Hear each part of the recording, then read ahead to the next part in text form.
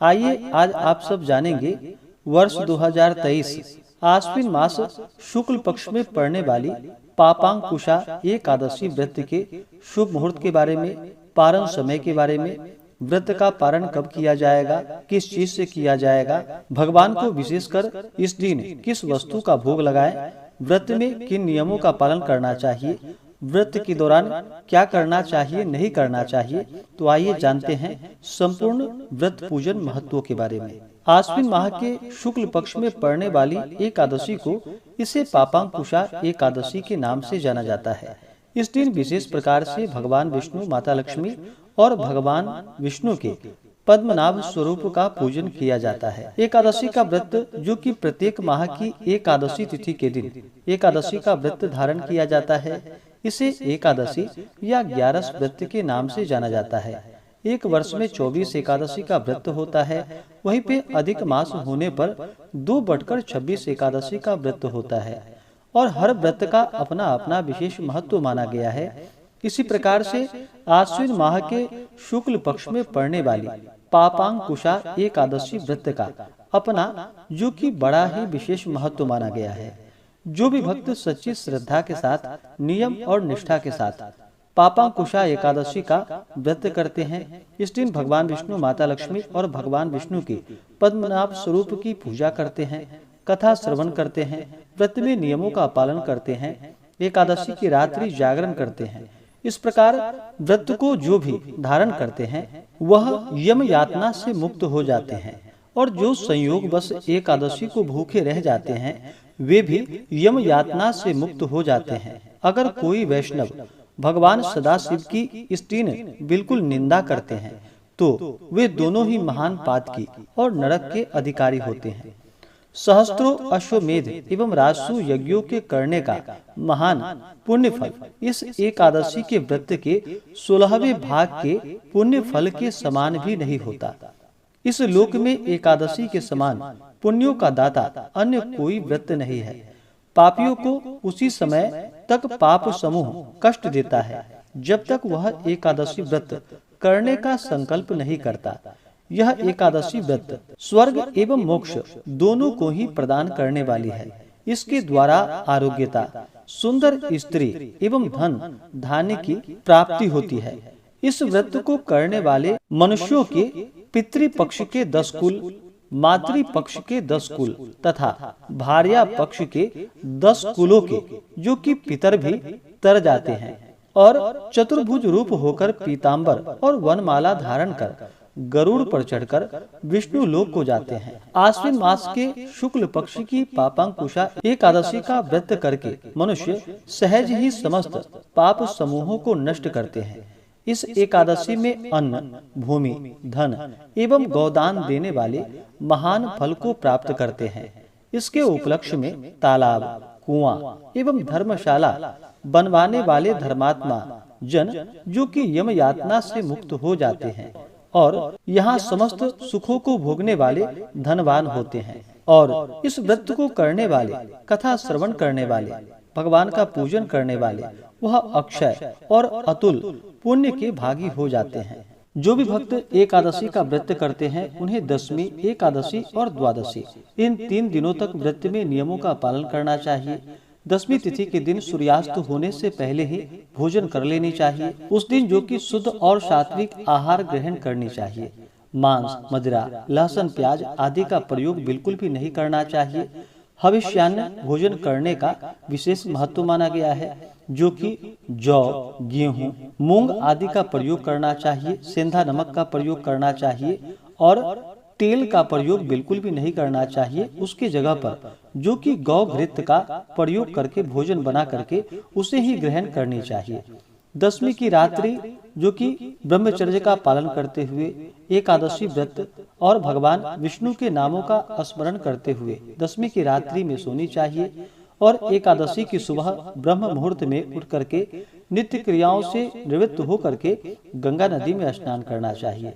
गंगा नदी में अगर स्नान नहीं कर पाते हैं तो घर के नहाने के पानी में ही थोड़ा सा गंगा जल मिला करके माता गंगा का और वरुण देवता का स्मरण करके स्नान करना चाहिए। शुद्ध वस्त्र धारण करके भगवान सूर्य देव को सबसे पहले अर्घ्य प्रदान करनी चाहिए। भगवान सूर्य देव पृथ्वी पे साक्षात देवता रूप में माने जाते हैं और आरोग्यता को प्रदान करने वाले हैं, तो प्रत्येक दिन ही भगवान सूर्य देव को अर्घ्य प्रदान करनी चाहिए। उसके बाद फिर जो भी एकादशी का व्रत रखने वाले हैं उन्हें व्रत का संकल्प लेना चाहिए। भगवान विष्णु से प्रार्थना करनी चाहिए कि हे भगवान विष्णु, हे माता लक्ष्मी, हे भगवान पद्मनाभ, आज मैं आश्विन मास शुक्ल पक्ष की पापांकुशा एकादशी का व्रत रखने जा रहा हूँ या रखने जा रही हूँ। इस प्रकार से भगवान से प्रार्थना करे कि यह व्रत मेरा निर्विघ्न पूरा हो और हमें पुण्य फलों की प्राप्ति हो। आपके मन में जो भी इच्छा हो, जो भी कामना हो, वह भगवान विष्णु से कहें। और एकादशी के दिन जो कि दिन रात्रि उपवास रहते हुए व्रत को धारण करना चाहिए। अगर उपवास नहीं रह पाते हैं तो आप एक समय फलाहार ग्रहण करके व्रत को धारण करें।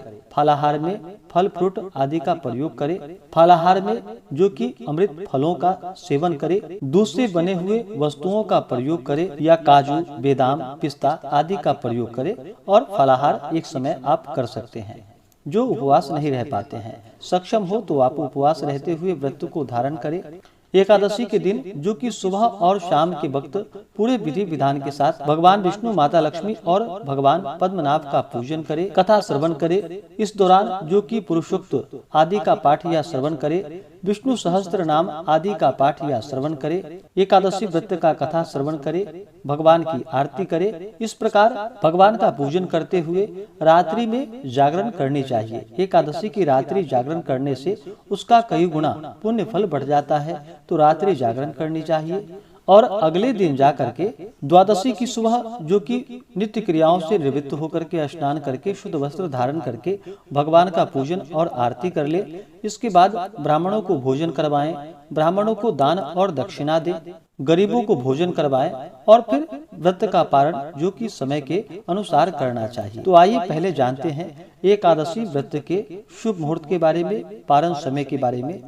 आश्विन मास शुक्ल पक्ष की एकादशी तिथि प्रारंभ समय जो कि 24 अक्टूबर 2023 दिन मंगलवार दोपहर 3:15 और एकादशी तिथि की समाप्ति होगी 25 अक्टूबर 2023 दिन बुधवार को दोपहर 12:33 पे। तो हमें शुद्ध रूप से एकादशी व्रत के लिए जो समय प्राप्त हो रहा है सूर्योदय व्यापनी के अनुसार द्वादशी युक्त, वह व्रत 25 अक्टूबर 2023 दिन बुधवार को सभी एकादशी का व्रत करेंगे।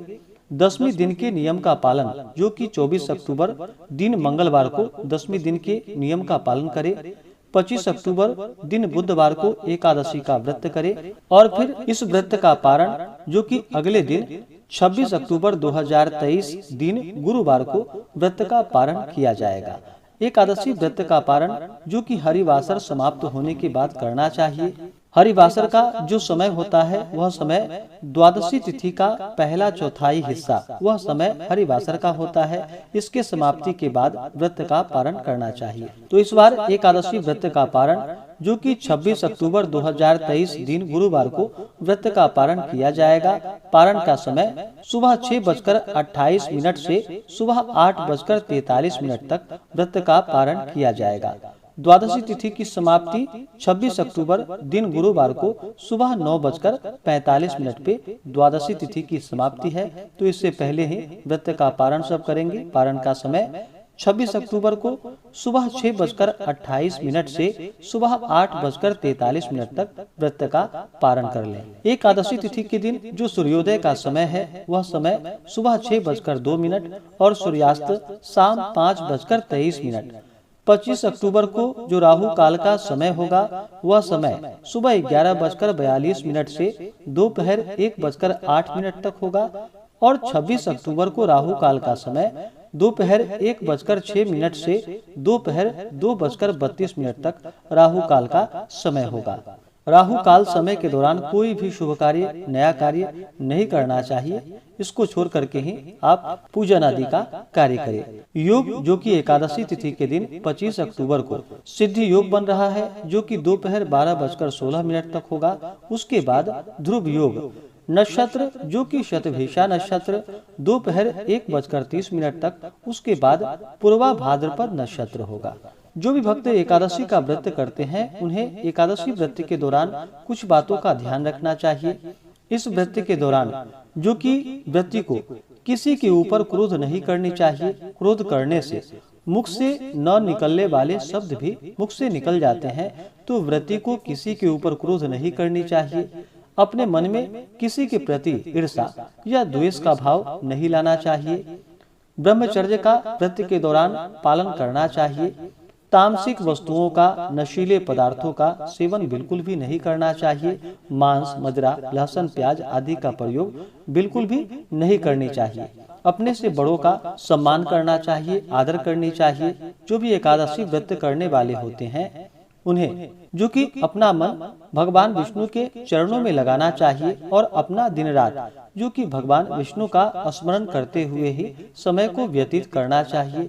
इस दौरान ओम नमो भगवते वासुदेवाय या श्री कृष्ण गोविंद हरे मुरारी आदि नामों का जाप करते रहना चाहिए और भगवान का पूरे विधि विधान के साथ पंचोपचार या कोटोपचार पूजन विधि के द्वारा भगवान का पूजन करना चाहिए। पापांकुशा एकादशी के व्रत में इस दिन जो कि विशेष प्रकार से भगवान विष्णु को केले का भोग अवश्य ही लगानी चाहिए और उसे प्रसाद के रूप में ग्रहण भी करना चाहिए। और जब भी भगवान को भोग लगाते हैं तो तुलसी दल डाल करके ही भगवान को भोग लगाना चाहिए। बिना तुलसी दल के भगवान उस पूजन को स्वीकार नहीं करते हैं, तो तुलसी दल डाल करके भगवान को भोग लगाएं। इस दिन भगवान विष्णु का जो कि जल पंचामृत से अभिषेक करके शुद्ध गंगा जल चढ़ाएं।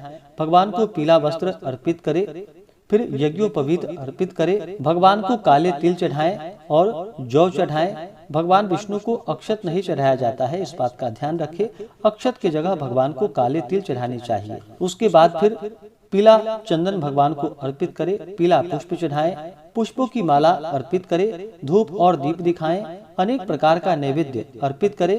ऋतु फल आदि जो भी हो, अभी के मौसम में मिलने वाले फल वो भगवान विष्णु को अर्पित करें। चाहे दूध से बने हुए वस्तु, मिठाई आदि हो, वो भगवान को अर्पित करें। और विशेष करके केले का भोग इस व्रत में अवश्य ही लगानी चाहिए। नैवेद्य का भोग लगाने के बाद जल से आचमनी करवाएं।